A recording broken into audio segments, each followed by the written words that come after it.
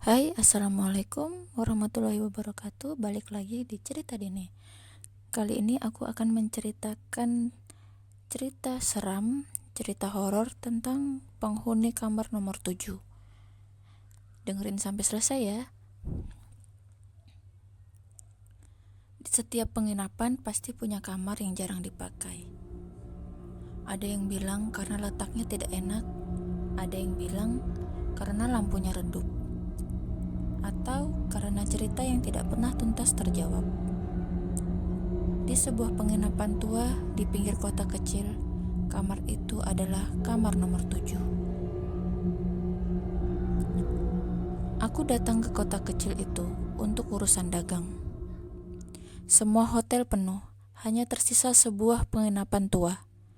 Pemiliknya seorang pria tua, wajahnya kaku, matanya dingin saat menyerahkan kunci. Sebelum pergi, dia berkata pelan, "Kalau bisa, jangan keluar masuk terlalu malam ya. Dan jangan buka jendela kamar apapun yang terjadi."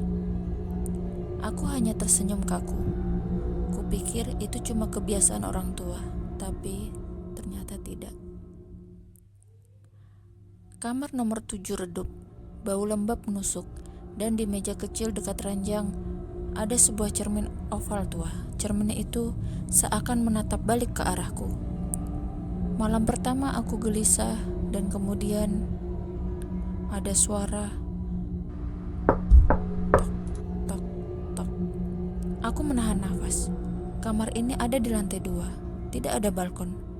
Siapa yang bisa mengetuk? Aku mencoba mengabaikan, tapi mataku terjebak ke arah cermin. Di pantulan cermin, tirai bergerak pelan, padahal di kamar nyata tidak. Dan kemudian terdengar suara bisikan samar. Aku kedinginan. Aku menggigil, kupaksa mataku terpejam sampai fajar tiba. Pagi harinya aku bertanya kepada pemilik. Dia menatapku lama, lalu berkata, "Seharusnya kau tidak mendengarnya kalau kau tidak menatap cermin." Aku terdiam. Akhirnya pria tua itu bercerita. Dulu ada seorang perempuan menginap di kamar nomor 7. 3 hari kemudian tubuhnya ditemukan di bawah jendela kamar itu. Orang-orang bilang dia melompat. Sejak itu tamu sering mendengar ketukan dan suara minta dibukakan jendela. Malam berikutnya ketukan itu kembali. Tok, tok, tok. Aku gemetar. Cermin oval bergetar pelan. Di sana muncul wajah pucat seorang perempuan. Rambut panjangnya. Cermin oval bergetar hebat.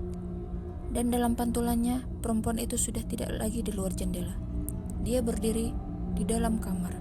Leherku kaku, kulitnya pucat membiru, matanya menatap kosong kepadaku. Tangannya terangkat menunjuk jendela. Tiba-tiba jendela terbuka sendiri. Angin dingin masuk deras, dan suara itu bergema keras. "Turun bersamaku." Aku berlari keluar kamar, menjerit sekuat-kuatnya. Pemilik penginapan hanya menatapku datar, lalu berkata, "Sekarang kau tahu kenapa kamar itu jarang dipakai." Menjelang pagi, aku bertanya lagi, dan kali ini pria tua itu akhirnya mengaku. Perempuan itu bukan bunuh diri. Dia adalah istri seorang penjabat. Suaminya berselingkuh dengan wanita lain. Mereka menginap di kamar 7. Saat sang istri datang, terjadi pertengkaran hebat. Dan malam itu, istrinya didorong dari jendela. Sejak saat itu, rohnya menunggu seseorang untuk menemaninya jatuh. Aku terpaksa kembali ke kamar. Tidak ada kamar lain tersisa. Malam itu, bukan hanya ketukan dari jendela. Dari dalam lemari terdengar suara langkah pelan. Aku menatap cermin dengan tubuh gemetar. Di sana terlihat sosok perempuan itu merangkak keluar dari lemari. Lehernya patah, kepalanya terkulai. Ia merangkak mendekat dan berbisik dengan suara parau, "Giliranmu turun bersamaku." Aku menutup cermin dengan kain, tapi suara itu tidak berhenti. Langkahnya mendekat, bunyi seret di lantai, napas dingin di belakangku. Aku kabur malam itu tanpa menoleh lagi. Aku tidak pernah kembali ke penginapan itu. Aku meninggalkan kamar 7 selamanya. Tapi sampai hari ini, saat aku sendirian di rumah, kadang aku masih mendengar ketukan pelan di jendela. Seolah dia belum berhenti mencariku. Aku hanya bisa berdoa, semoga kau tidak pernah mengalami malam di kamar nomor 7. Oke, sekian itu cerita di malam ini. Semoga kalian suka. Jangan lupa like, komen, dan share, dan nyalakan notifikasi agar kalian tahu kapan aku upload video. Jangan lupa ya saran-sarannya di kolom komentar. Terima kasih.